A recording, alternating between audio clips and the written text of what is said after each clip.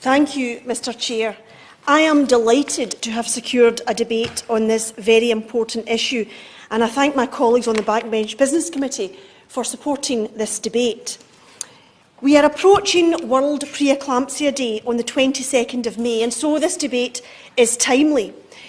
According to the House of Commons Library, this House has never before had a debate dedicated to this particular and extremely important matter, which affects every single constituency and every single country in the world.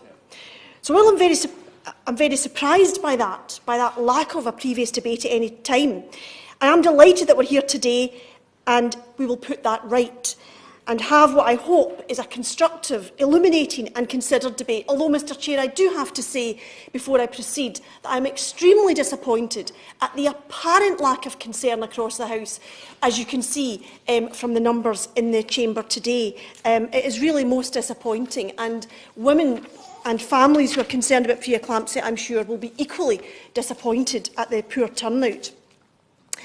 I want to pay particular tribute to Marcus Green, the Chief Executive of Action on Pre-Eclampsia, and all his team for all the support and information they have provided to myself and all members to help ensure this debate is as well informed as it needs to be.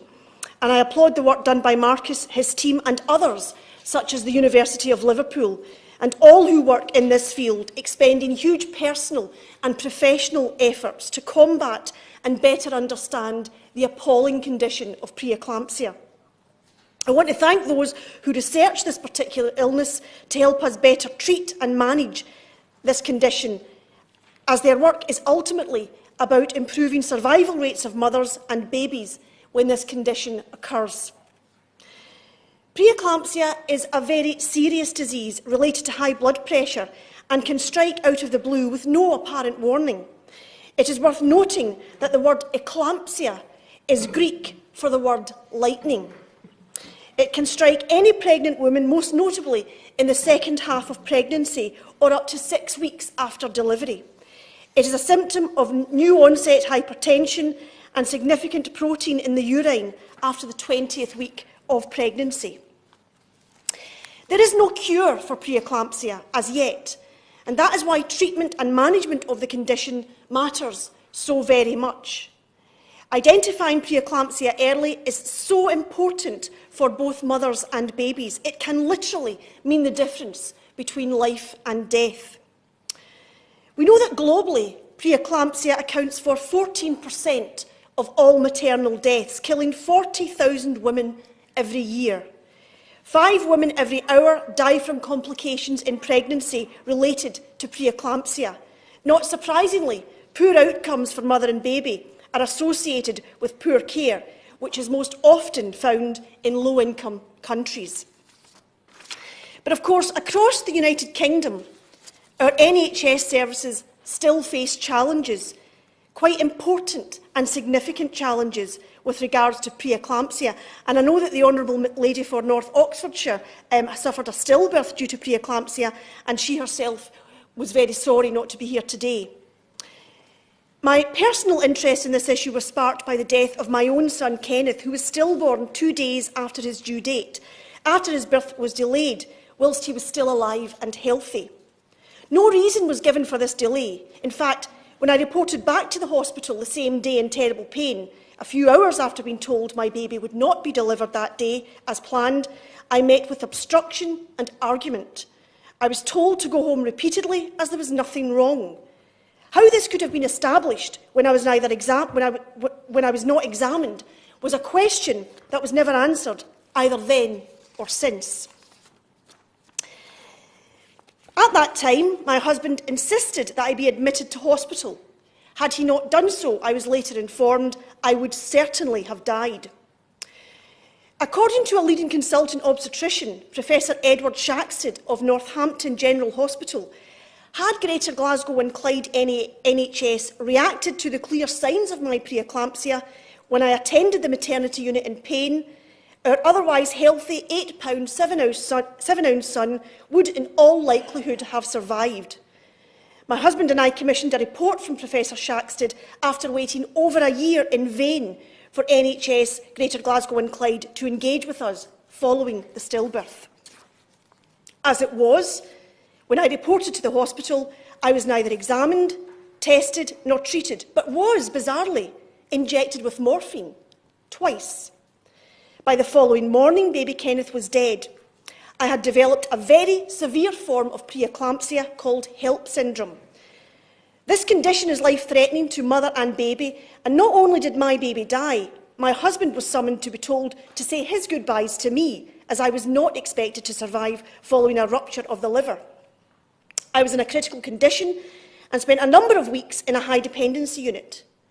Whilst the mortality rate for HELP syndrome is estimated to be as high as a massive 30% by some, Professor Shaxton's report described the errors made in my case as extraordinary. And I quote, "With a little thought, it would have been recognised that Mrs. Gibson had developed pre-eclampsia. My concerns were ignored, despite the fact that my baby was actually due for delivery." The professor went on, "Delivery of Mrs. Gibson's baby while still alive on my due date as planned would more likely than not have led to the birth of a live child who would have survived intact."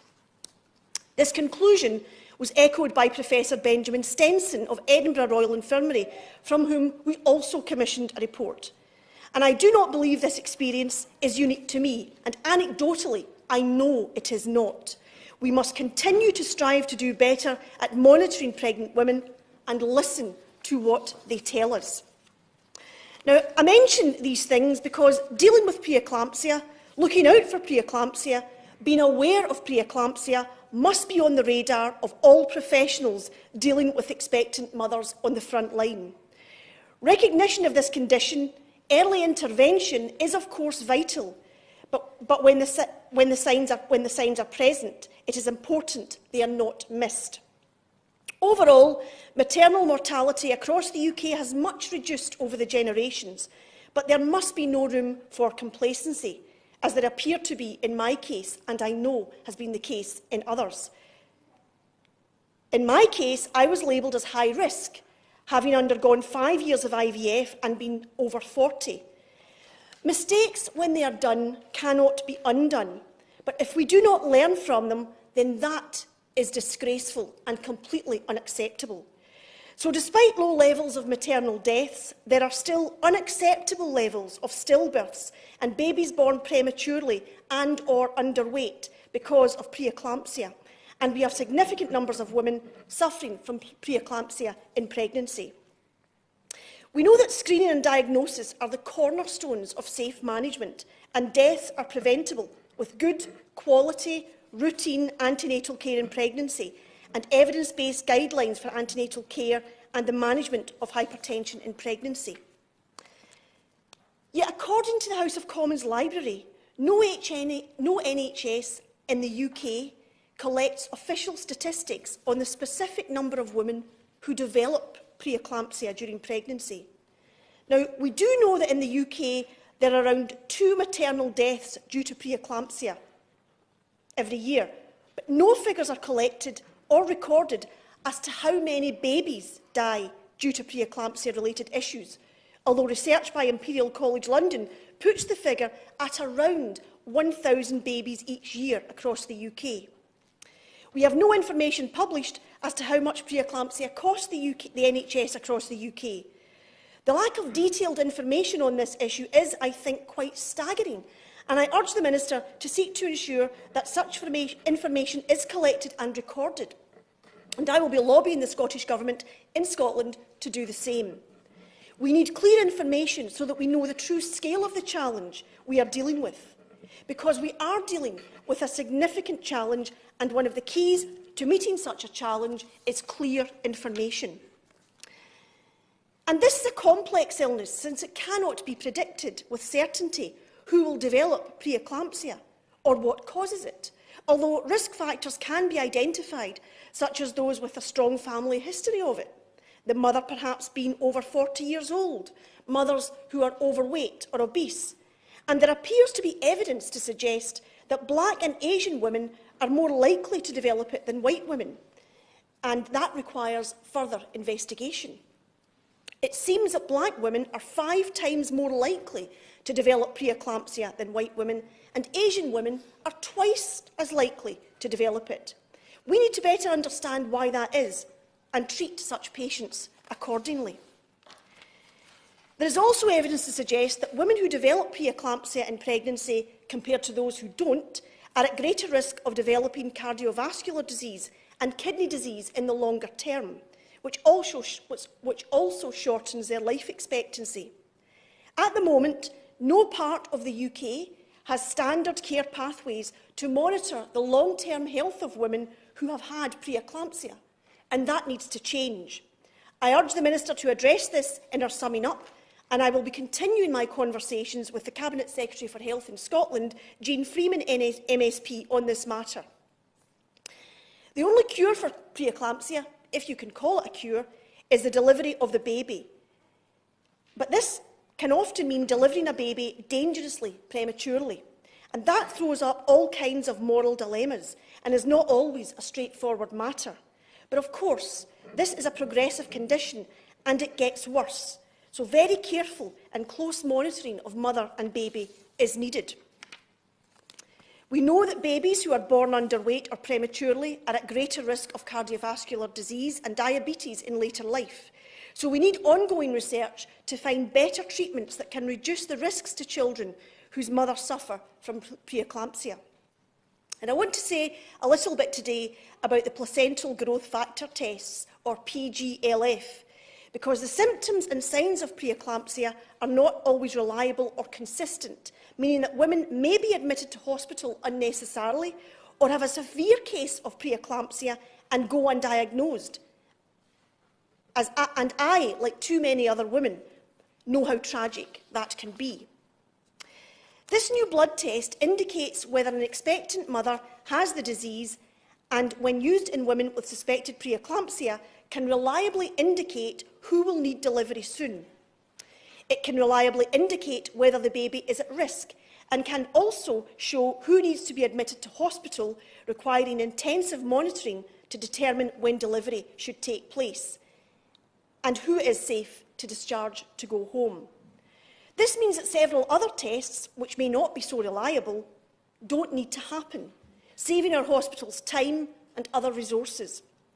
This test is available and it must be delivered, regardless of where people live in the UK, and I urge the Minister to do all she can to ensure that that is the case. These tests, I believe, offer an important tool to help us progress in combating preeclampsia diagnosis and treatment. It will soon be available in NHS England, and I'm currently in negotiations with the Cabinet Secretary in Scotland for Health, Jean Freeman MSP, about this being available in Scotland as well. This test is too important, too accurate, and the information it can yield is too informative for this not to be made available as and when necessary in health services across the UK. It won't just save lives, it will save money, and it will offer expectant parents huge reassurance about the health of their baby. The Lancet published an implementation study in England which demonstrated that this test improved cost and clinical outcomes with a 64% reduction in time to diagnosis, a 37% reduction in outpatient visits, and a 35% reduction in the use of bed nights for neonatal care. So it seems that this is something of a breakthrough, and I think it has the potential to save many lives. With around 1,000 babies dying every year in the UK due to preeclampsia-related complications, this simple test offers real hope and gives us cause for optimism. It marks a real milestone in how we treat and deal with this horrible condition, which can strike expectant mothers with no warning, but with devastating, life-changing consequences for families. And one day, I also hope it can offer real hope to all women across the world, especially those in poorer countries, so that mothers and their babies need no longer die. World Pre-Eclampsia Day on the 22nd of May deserves to take its place on our calendars. It deserves to be recognised this year and every year. Over 30 organisations recognise World Pre-Eclampsia Day, including Action on Preeclampsia, Save the Children, the Pre-Eclampsia Foundation, and a whole range of such groups around the world. I also urge the Government to ensure that more research into this condition is carried out so that better preventative work can be developed, as well as more and better treatments.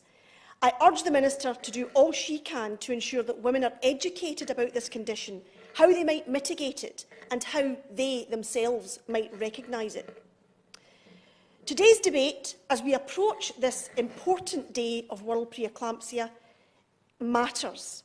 It is a condition which is killing our babies and for which I believe we can and should be able to detect and treat more effectively than we have done in the past. I absolutely support the calls from Action on Pre-Eclampsia that we need to prioritise research into stillbirths from pre-eclampsia and to increase resources to support parents through this trauma. The UK has the lowest incidence of maternal mortality in the world from pre-eclampsia, but this is not an accident. It is down to better care and attentive clinicians, but we have not found a cure, and until we do, and until we can stop babies completely from dying from this condition, we need to do more. On this, the very first, but I think very long overdue debate on pre-eclampsia, I urge the Minister, I urge the Government to commit to doing all it can to improve research, treatment and detection. We have come some way, and we know that when we look at the deaths of mothers. But we still have to remember that 1,000 babies are stillborn each year as a result of this condition. So we are certainly not there yet. But let us work together towards as much progress as we can possibly make.